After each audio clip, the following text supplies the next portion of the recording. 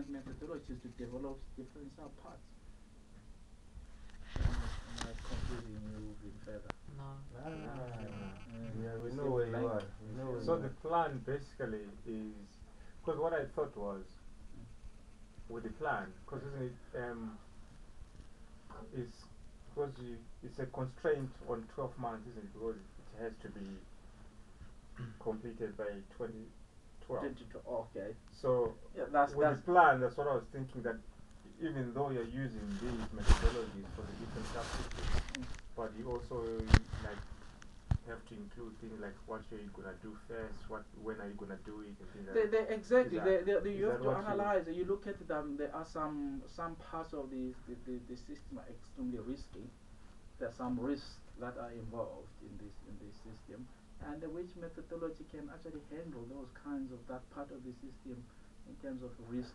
Which methodology will be good identifying the risky parts and managing those risks. If you read the method, all these software life cycle development models, all of them they tell you this one is good at risky parts. This one is good at when if you understand all the requirements up front. This one, if you really don't understand the requirements, you can apply this. You'll find that in some parts of the system that are very easy to cover to understand the requirements that are straightforward.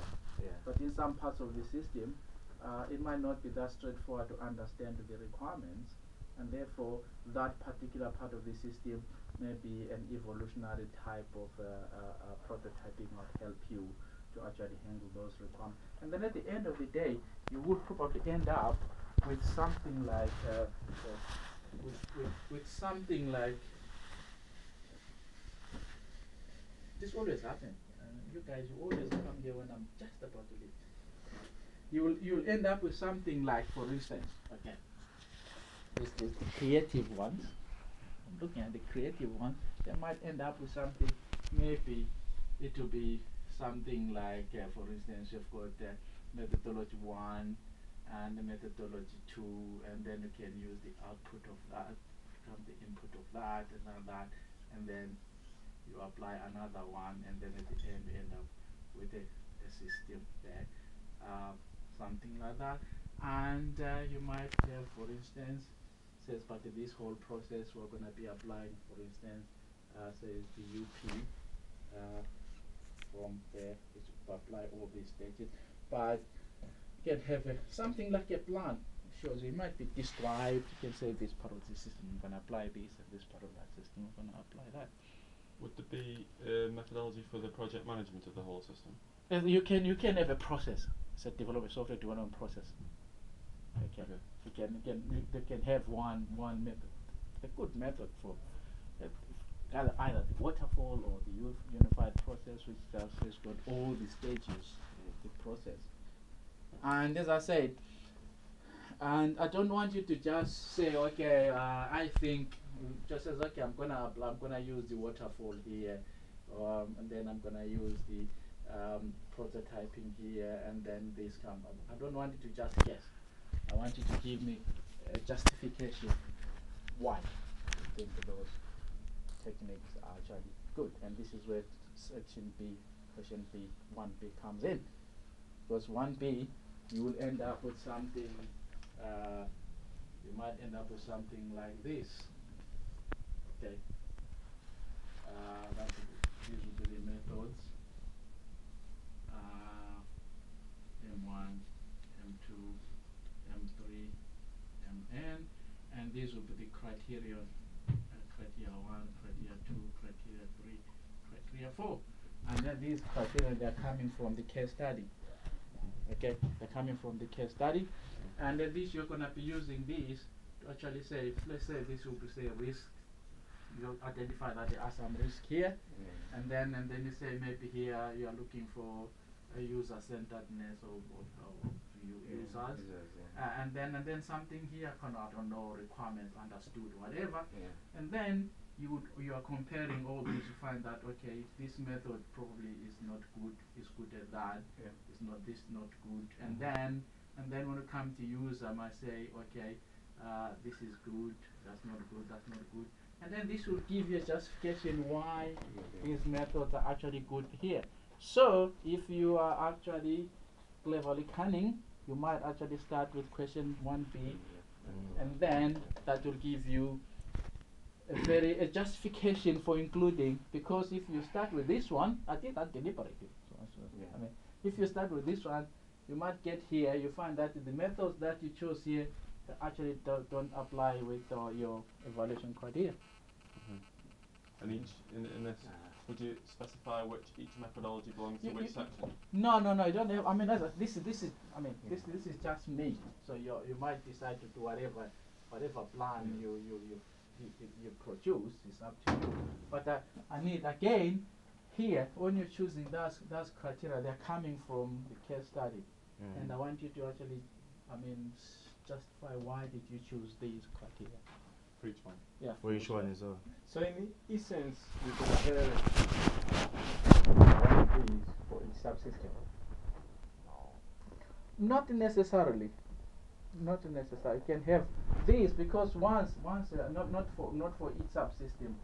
You might, as I said, that you look at the whole system. Says, do we understand the requirements of this system? Are they really well understood? If the chance is probably yes or no, and then it says, okay, we're gonna compare with these methods based on how they handle the requirements, how they handle the risks, and then once you've done this, your criteria could be more. Once you've done this, the metric, this will actually identify the candidate methodologies that will be able to solve the whole problem, and then these become. And then after that, you can use these ones to say, okay, how are they going to be applied in which part of the system? And then they give you actually the plan. So these things be like usability, and because you've got Yeah. prototype, a system that can handle a prototype. Yeah, it could do that. I mean, how and then the thing you have to look at the team. Whether do we have the enough skills? We're basing it on us as, are we assuming that? Yeah. I mean, I can't replicate the real work. But I mean, I'm assuming like if you are looking at this case study, and then see, I mean, do we understand everything in the case study and things like that, and then I'm looking for you to be what's the word? Analytical. Confident, analytical, and then forget that it's me who is doing this, and you're gonna be doing this for real in a couple of months' time if you're lucky for the job. And I'm not going to be there, and your manager's not going to be happy to always coming to him and asking. You just be confident that you are given this, and your whole team relies on you actually coming up with a recommendation. The budget of 3 billion, correct? I made up all these numbers. It doesn't matter. 2 billion, 3 trillion, whatever the amount, it doesn't really matter. Yeah. So those you can. These are just the assumptions. Again, and then I mean the second part of it, the second question is asking you about the user groups. These user groups, and this is all the. I mean, again, look at the notes. Look at how you actually identify the users, and the use. I want you to use the entire all the lecture notes.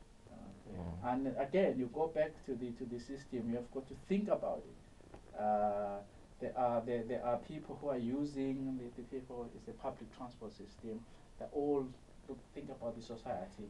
There are all these different members of the society, and how are they going to be using it based on the capabilities of the system?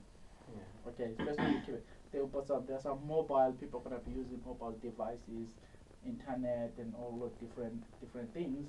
And the different members of the society are going to be able to actually access these, and some of them not so easy. What are you going to do? Incidentally, if you look at the bus stop displays, this is an international standard. If everywhere you go, the displays are the same color.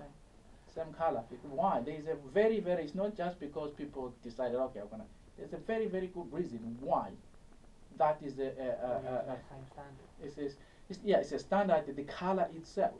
There's the standardization of the color. Why are you using the orange color? Because it's easy on the eye, and it's a lot of fun that a lot of visual impaired people, they can actually depend on all these different colors. If you use green, you can see the green actually is too it flashes. It's too Colorblind. Exactly. So exactly, I've got to think about all these things. I mean, people using the internet, because you can get this information on the internet. Actually, I was seeing yesterday on the news. I don't know whether you guys actually watch news. Bournemouth is implementing. They're changing the bus stops signal. Now there's an application on a mobile phone. You can actually go to your mobile phone, go to your bus stop, and then just swipe your mobile phone on the bus stop. It will actually tell you all the timetable, the buses that are coming. This is something that they're actually doing. In Pool, they've already done that, something similar. So all these things, and then if you look at in terms of the demographic analysis, and then there are a lot of different things which you have to think about all this. So there are people with physical disabilities, hard hearing, visually impaired, children, and old pensioners. International people who can read English. The system keeps information when the buses are running around. It gives information. How all that interacting with a wireless network, and how all that works, it will give you your group of users. It's very straightforward. It's not that difficult. And exactly. So it's not shouldn't. I mean, you should have said. I think